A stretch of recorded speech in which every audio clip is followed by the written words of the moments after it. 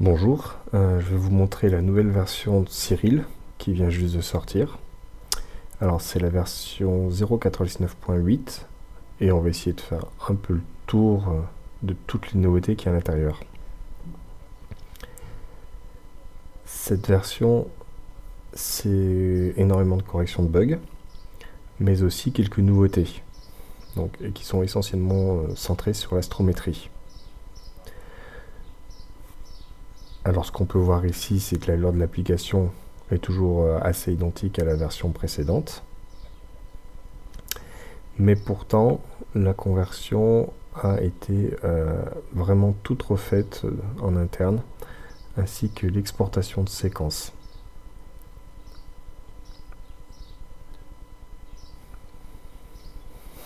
Alors si on regarde du côté des préférences, il y a eu quelques changements, surtout au niveau de la réorganisation des onglets, pour permettre à l'utilisateur d'un peu moins se perdre.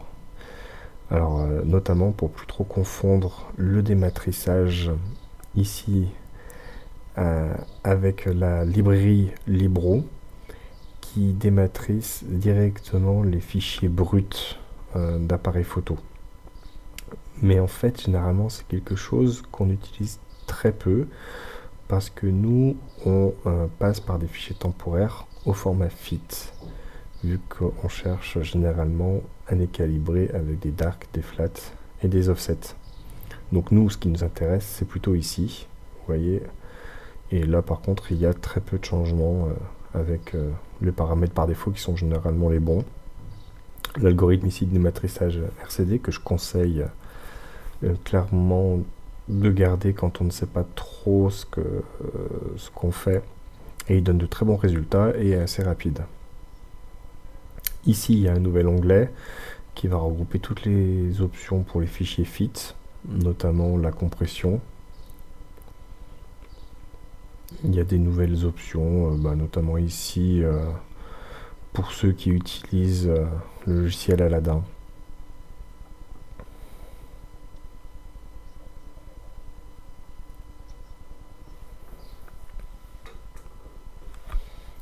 Donc voilà. Un nouvel onglet astrométrie. Alors ça, on va voir un petit peu à quoi ça correspond. Et ce qu'on peut voir, c'est qu'il y a plusieurs catalogues qui sont cochés par défaut. Ici, on retrouve un onglet classique pour le pré-traitement. Ici, rien n'a changé. On peut faire une petite bibliothèque de dark, de bias et de flat. Et également une partie qui concerne les utilisateurs des fichiers Xtrans. Alors c'est pour ceux qui possèdent des Fuji. La partie photométrie n'a pas évolué, le partie script non plus. L'interface utilisateur qui n'a pas trop changé, si ce n'est qu'on a rajouté quand même quelques options.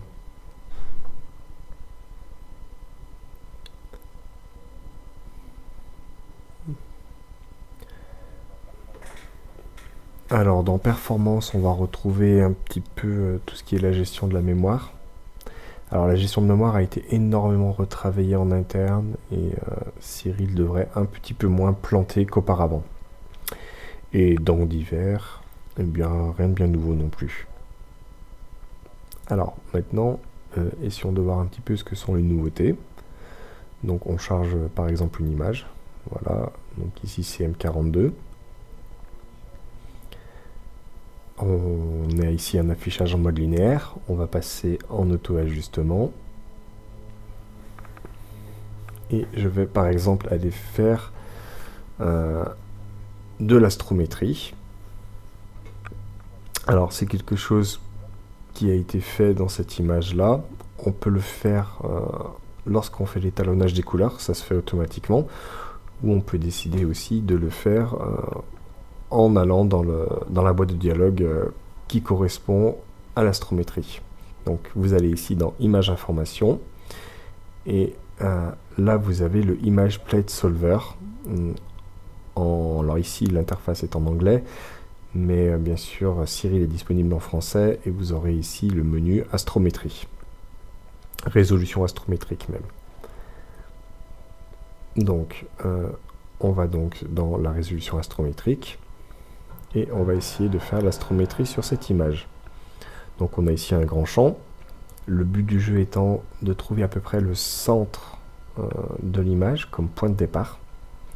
Le centre de l'image est à peu près ici. Donc on essaye de trouver l'objet qui se trouve le plus près d'ici. Et c'est vrai qu'ici c'est difficile à dire. Souvent on peut prendre un point qui va faire que la résolution astrométrique ne marche pas. Bon, en fait il faut essayer. Alors par exemple ici je mets M42, même si c'est pas l'objet le plus au centre. Donc M42, je règle la focale 200 mm et la taille des pixels 370, voilà. Je pourrais également cliquer sur ce bouton là pour récupérer les métadonnées de l'image et ça remplirait automatiquement tous les champs nécessaires. Mais bon, ici je vous montre comment on fait en partant de zéro. Mais il ne faut pas hésiter à l'utiliser, hein, d'autant plus que souvent ces données sont données dans les mots-clés de l'image. Alors ici, je vous conseille de le laisser cocher, ça permet de retourner l'image si celle-ci a été enregistrée à l'envers, comme c'est souvent le cas. Donc on applique. Et on voit que ça marche du premier coup, donc c'est très bien. On a le résultat ici. Alors, quand on a fait cette astrométrie, il y a un truc qui se passe, c'est que ça dégrise ici ce bouton-là. Alors bon, dans mon exemple, il était déjà dégrisé parce que j'avais déjà fait l'astrométrie sur cette image. Mais sinon, si on l'a jamais fait, ça dégrise ce bouton. Et ce bouton, c'est une des nouveautés. Il permet d'avoir de belles annotations. Voilà, on peut zoomer dessus. Alors, je rappelle que pour zoomer, c'est CTRL et molette de la souris. Ou alors on a également les boutons ici, voilà, ou aussi les touches de clavier qui sont la touche moins et la touche plus.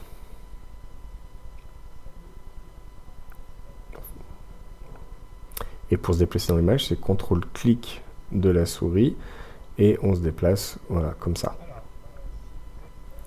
Alors, si vous êtes assez content de votre image, vous avez également une nouvelle option, ici, là, avec le petit appareil photo, qui permet de prendre un instantané de ce qu'on a affiché à l'écran.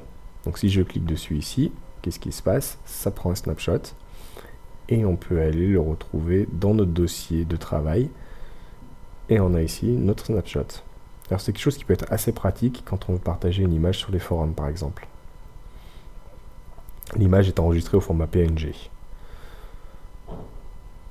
Alors, je rappelle une chose importante, c'est qu'il faut bien, évidemment, avoir fait une astrométrie au préalable sur l'image si on veut avoir ces annotations.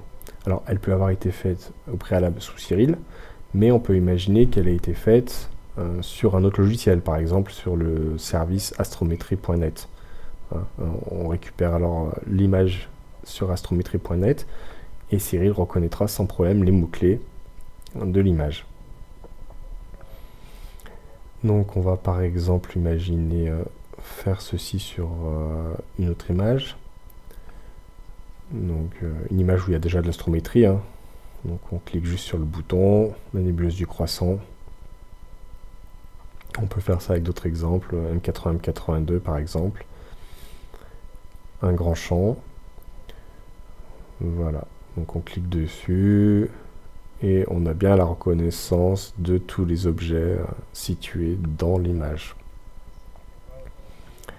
Alors, si on va dans les préférences, comme tout à l'heure, donc ici, alors on peut aussi faire avec CTRL plus la touche P.